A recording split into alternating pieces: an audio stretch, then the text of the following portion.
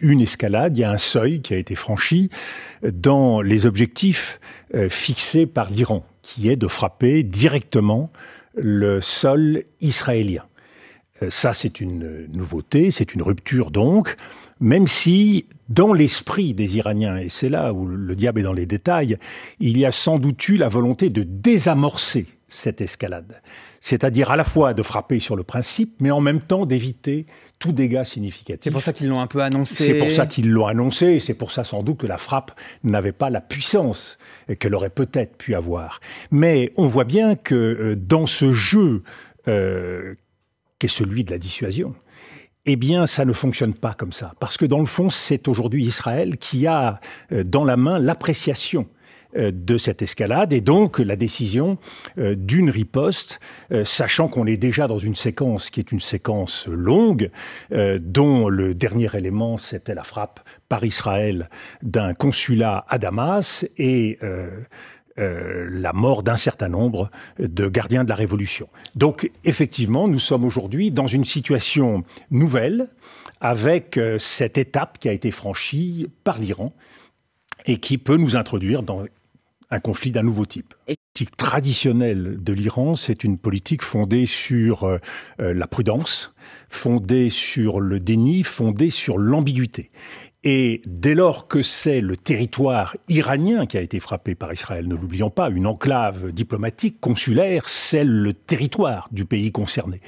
L'Iran il n'y a pas d'extraterritorialité, mais il y a un principe d'inviolabilité des consulats. Il y a un principe d'inviolabilité, et donc l'Iran était obligé de riposter, d'abord compte tenu de cette violation du principe, mais ensuite parce que jusqu'à maintenant, vous le soulignez, l'Iran a agi à travers ses proxys, par procuration, à travers notamment les différents membres de l'acte de la résistance, c'est-à-dire les milices irakiennes, les milices syriennes, les milices houthis, principalement, ainsi que le Hezbollah. Donc là, nous sommes dans une logique aujourd'hui de confrontation directe. Donc, effectivement, il y a un élargissement du conflit et c'est en ça que l'incertitude est particulièrement lourde, parce qu'Israël, depuis des années, a l'intention d'empêcher le risque nucléaire iranien et donc de saisir les occasions qui pourraient se présenter pour casser ce programme.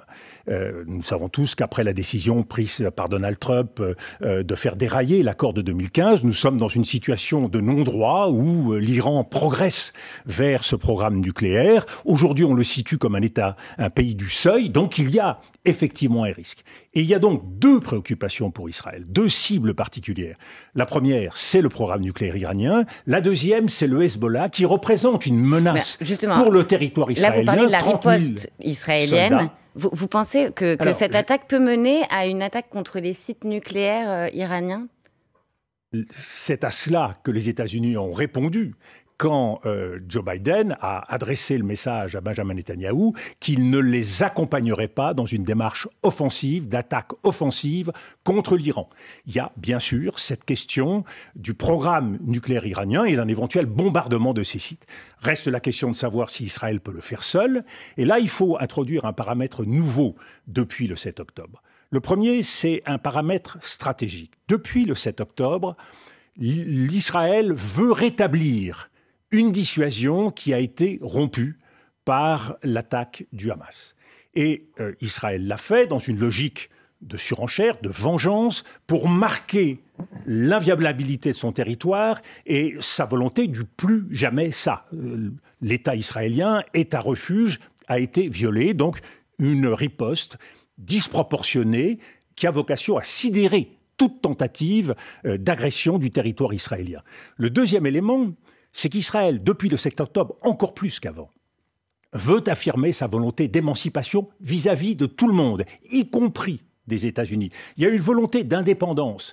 Ce qui est rappelé par un certain nombre d'experts et d'analystes, c'est cette grande solitude d'Israël. Dans cette solitude, Israël veut d'abord compter sur ses propres forces.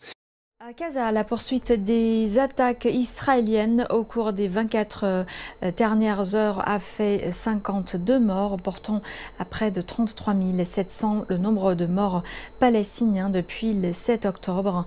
Et des avions de guerre israéliens ont lancé une attaque surprise sur le camp de réfugiés de Nusayra, tuant des femmes et des enfants. En Cisjordanie, la violence se poursuit entre les colons juifs et les agriculteurs palestiniens après la mort d'un adolescent israélien près de la vieille de Ramallah. Les États-Unis ont prévenu. Mais quelle est la crédibilité aujourd'hui de la position américaine? Ne l'oublions pas. À plusieurs reprises depuis le 7 octobre, l'Amérique a posé des lignes rouges et Israël a transgressé ces lignes, y compris d'ailleurs sur la nature de la riposte après le 7 octobre. Les États-Unis ont dit « Nous avons tiré les leçons de l'Afghanistan et de l'Irak, nous n'aurions pas dû mener ces interventions militaires, faites preuve de modération. » Avec un soutien malgré tout affiché. Mais c'est ça qui est intéressant dans la position américaine, c'est que les États-Unis essayent de conserver les deux bouts dans la même main. D'un côté, un soutien inconditionnel, de l'autre, des pressions pour inciter Israël à la modération, partant de l'idée que dès lors que les États-Unis jouent leur rôle historique de garant, eh bien, Israël sera plus enclin à les écouter. Ce n'est pas ce que nous voyons.